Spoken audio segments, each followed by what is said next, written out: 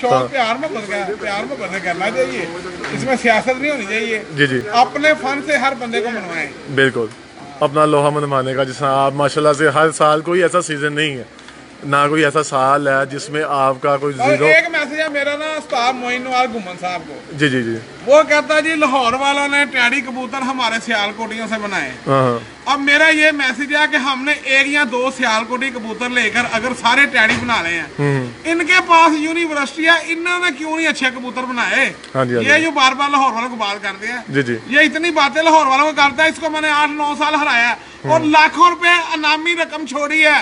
ये लाहौर वालों की बात ना करे। लाहौर वालों ने इसको न जो ना चने चबाए हुए हैं। ये लाहौर मेरे से जेठ भी आ रहा है, वसाख भी, 8-9 साल चेतर भी आ रहा है।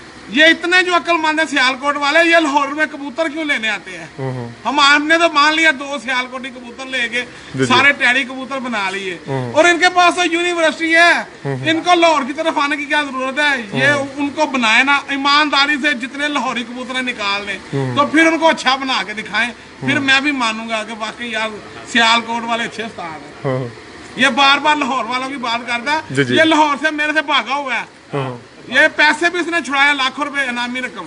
जो मेरी बात गलत है, इस बात के यानी शाहद उस्मान भट्ट, नयाब हैदर और तराब हैदर हैं जिन्होंने पैसे छुड़वाए हुए हैं। जी जी। अभी मैं बात नहीं करनी चाहता था, लेकिन ये उस्ताद ऐसा